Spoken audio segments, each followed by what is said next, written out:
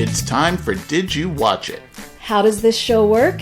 We watch what we like, we talk about what we watch, and maybe you'll like what you hear. I'm Liz. And I'm Neil. Last night we watched episode 1 of The Amazing Race, season 25. The show aired on Friday, September 26, 2014. Here's what we thought about it.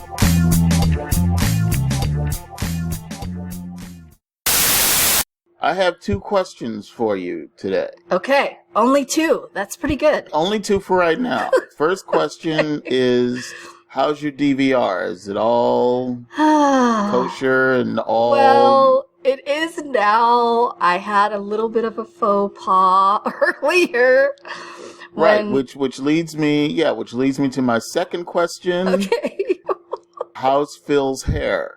How's Phil's hair? Phil's hair is just like it was last season. Okay, very good. Very good. So that's a good sign. I guess this brings us to what Phil referred to as the silver anniversary of The Amazing Race. Yes. Which I have a problem with, given the fact that the show's only 13 years old. Yes. Anniversary is kind of stretching it a little bit. Let's just go with silver season. Silver season. All right. Silver that makes season. sense. Just a little bit of history, giving time and props and respect and all that good stuff. The show debuted on September 5th, 2001, which was basically 6 days before 9/11. Which is a huge deal. It was rough. The first few years for the show was pretty rough. It was always in danger of being canceled. Other reality shows on CBS were doing a lot better at the time. I think Big Brother was in production at that time. Survivor was definitely in production, and so it was kind of touchy. But the critics loved the show. The viewers that watched it loved the show. It won 2 Emmys in 2003 and 2004. Awesome. For Outstanding Reality Competition Program. I kind of wish I would have been into it back then because... Yeah. Oh, it was a good time. Having watched the wrong episode, I got to see what season 1 was like, so... Oh, yeah, there you go. It was kind of cool. It was cool. And we have to give a special shout out to Sarah Jessica Parker from Sex and the City fame. Okay. Who was such a big fan of the show. She put in a personal call to CBS President Les Moonves. Wow. At the time, you're kidding me. Begging and pleading that he not cancel it. That's pretty awesome. Oh, yeah. That she had the phone number is pretty impressive. Well, she's SJP. Hello.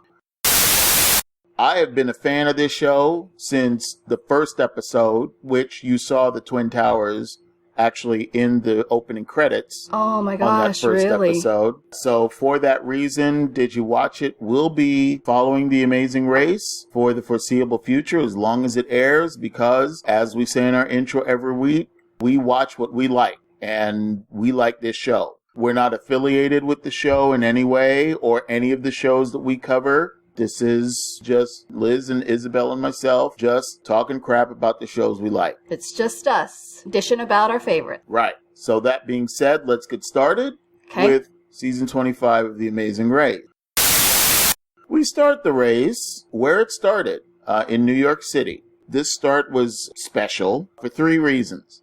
It was the first start in the series history that actually had a live audience in attendance. Yeah, that was pretty cool to see everybody kind of on the sidelines, cheering everybody on. Yeah, that was kind of neat. The second notable mention for this season is we have a new game element called the save. Basically what that means is the team that wins the first leg will get the equivalent of a mulligan or a oopsie or whatever you want to call it. If they arrive to the pit stop last, if they have the save, they can actually hand it over to Phil and say, you know what, we're going to play the save, and then they get to continue racing. Yeah, which is huge because we've seen so many times people who don't think they're going to come in last end up being last. So if you have that, that's a great thing to have. Exactly.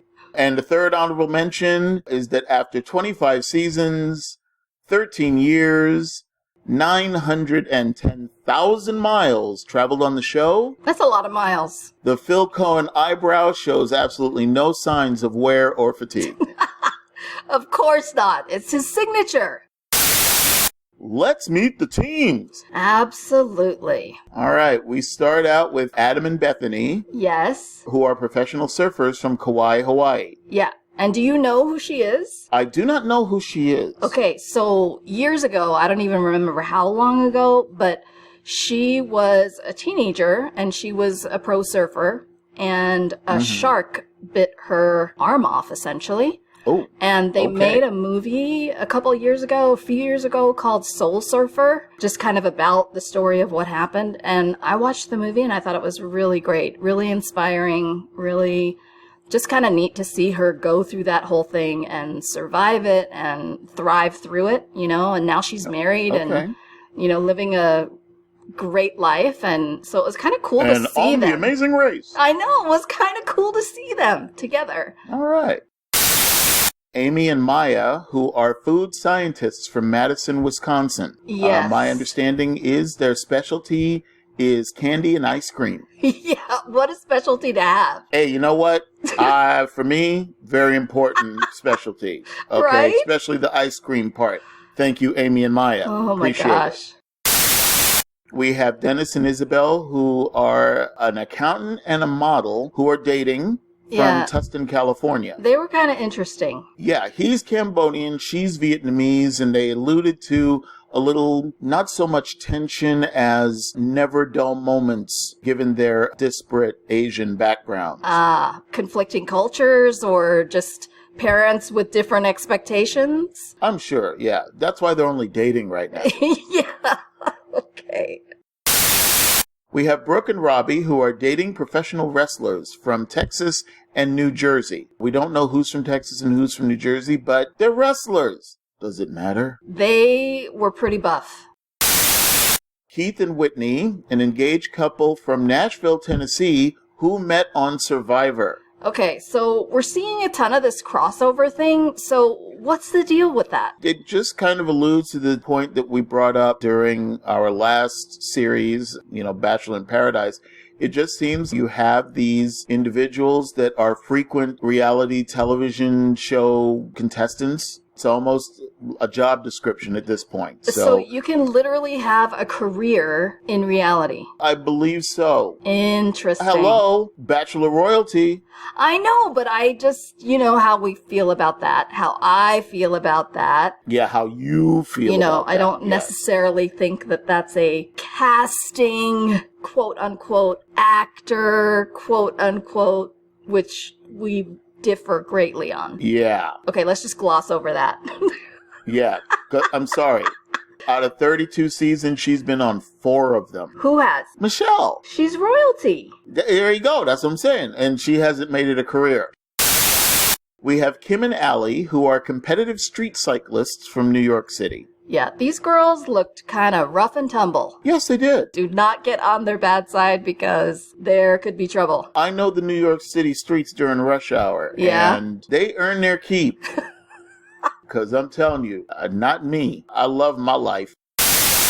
Lisa and Michelle, who are sisters who are real estate agents from Miami, Florida. Really, girls? Yeah, well, you know. Could you even tell them apart? No. I couldn't even tell them apart. I feel like they're interchangeable. Barbie twin powers activate.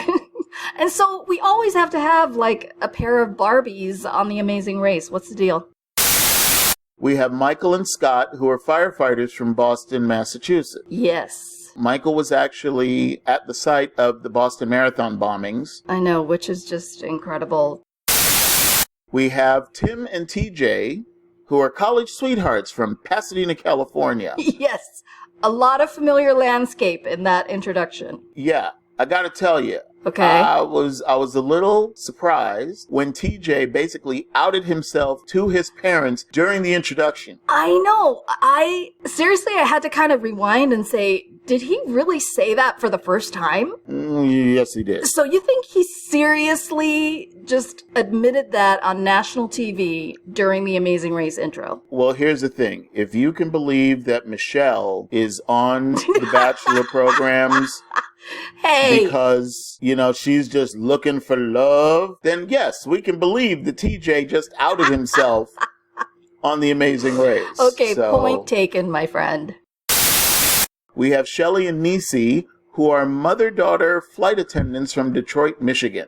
Yes. Now, I got to tell you, I know black don't crack, but I couldn't tell which was the mother and which was the daughter at points. They look great. I seriously, but she said they're only 17 years apart, right? So she must have had her when she was young, but, well, she had her when she was 17. She had her when she was young. But and it's they do, both of them. I can see why people think they're sisters. Oh, absolutely. No surprise there. And finally, we have Misty and Jim, who are married dentists from Columbia, South Carolina. Okay. Now, you go first. I don't have enough words to talk about how completely irritating this couple is. Oh, my gracious. What? Ugh. Go ahead. No!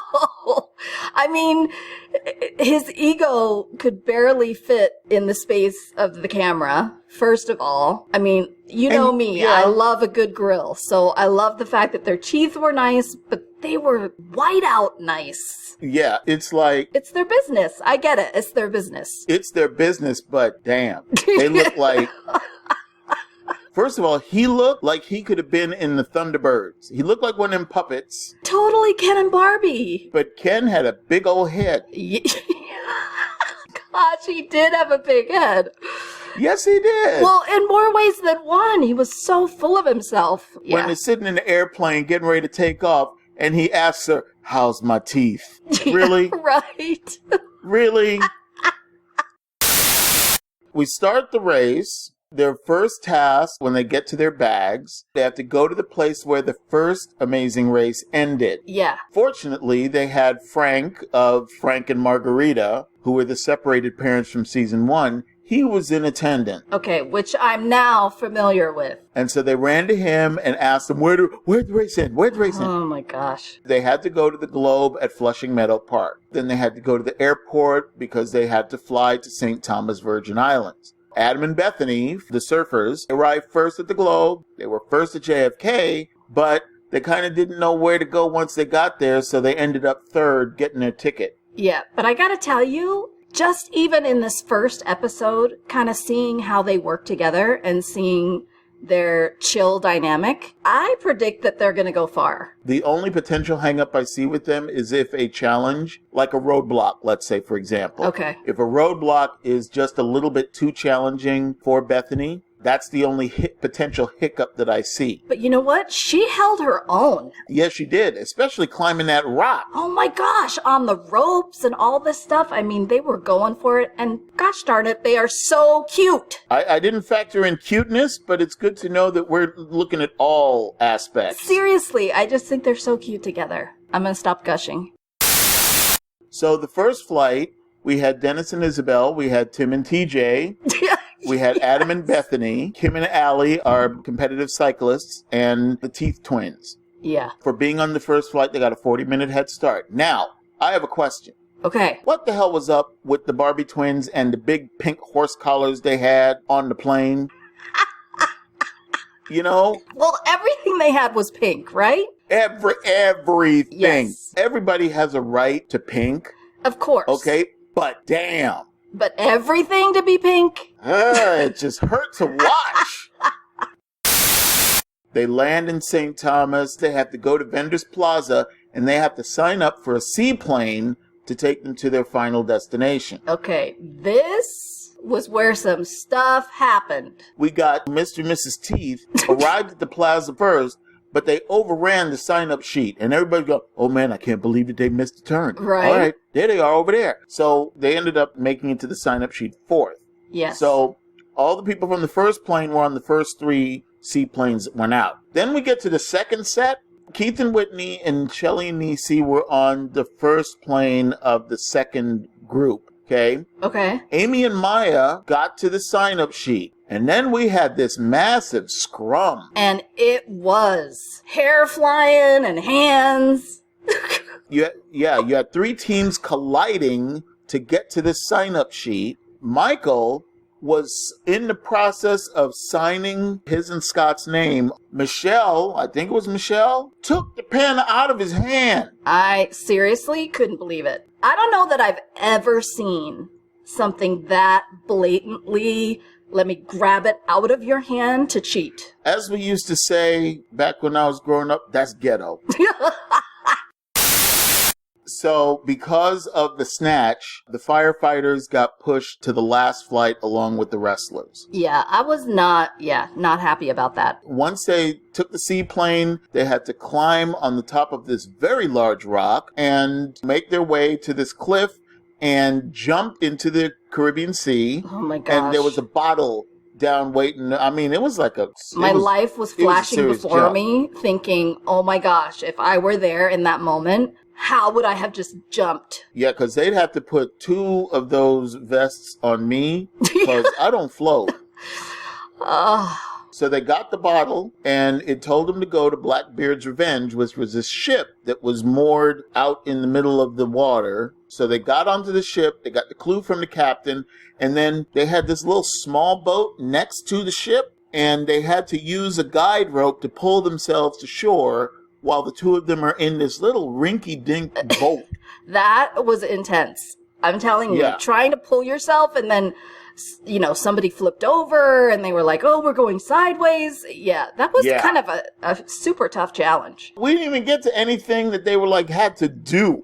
This was just getting to where they had to do the thing that they needed to do in order to finish the leg. And it was already harrowing. Yeah, it was already a massive mess.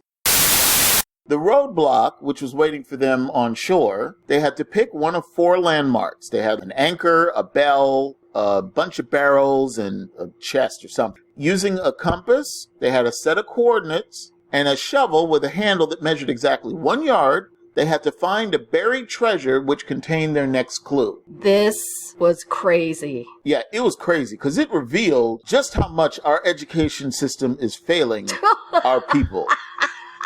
Okay. Are you talking about what a pace is and what north, south, east, west is? Oh. If it were only that, then that wouldn't be a big deal. All right. First of all, Tim started digging at the landmark instead of measuring from the landmark. Okay. Note to Tim, read the damn clue. I know. Are they going to be another team who really struggles to read the clue and then just kind of doesn't know what they're doing? Oh, note to Allie, okay? I don't know what part of New York you're from, okay? Because I'm from Prospect Heights myself in Brooklyn, but I'll tell you right now, in all 5 boroughs, a bell is not an anchor. Right. Our education system needs help.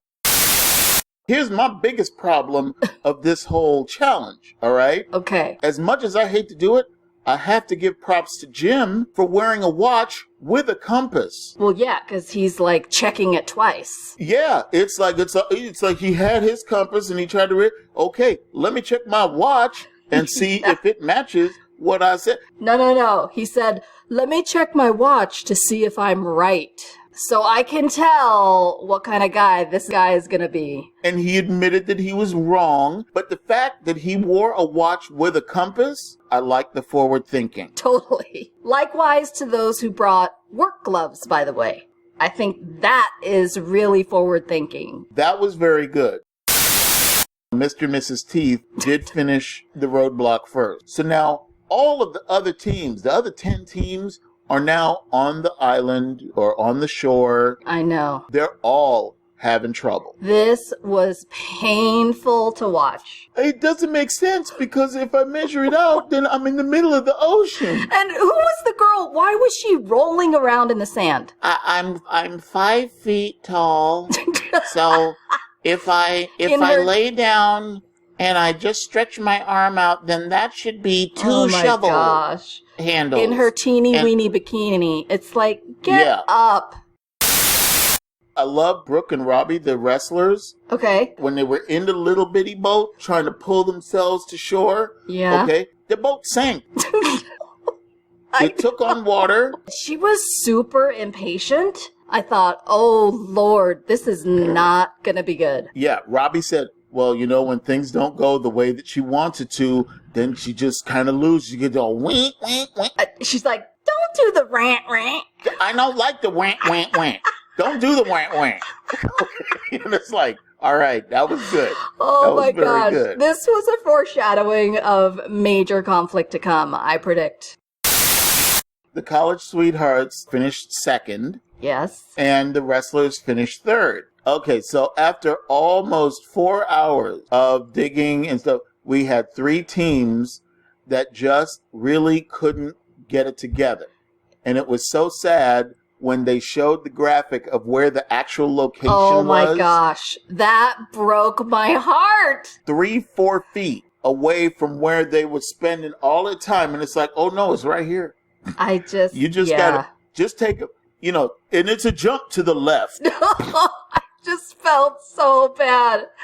They just, I mean, if it were me, I'd have been just taking the shovel and just doing like a circle right around where I'm digging and say, it's got to be around here someplace. Well, the whole thing with the paces, there's so much margin for error. Well, yeah. I mean, exactly. You saw the giant paces that the one guy was taking. I don't remember who it was. And then the other person. No, it was Scott. And I don't know why he was pacing in the first place. The handle of the shovel was exactly 1 yard. Oh, Lord. Factoring in the fact that there could be a reasonable margin of error, you have to expand your search criteria. Of course. The 3 of them together, they band together. Now, this is Keith and Whitney, Michael and Scott, and Lisa and Michelle. Yes. They decided they were just going to take the 4-hour penalty and do the mad dash to the pit stop. Yeah. Okay? Now, I get this as a strategy because, you know what I mean? As we've seen and as you've told me about in seasons past, you just have to decide to take the penalty a certain amount of time before the other person does or run faster than the other person. Right. And the only problem with this approach, okay, and I understand that they mentioned that there was a previous season where the people had done this,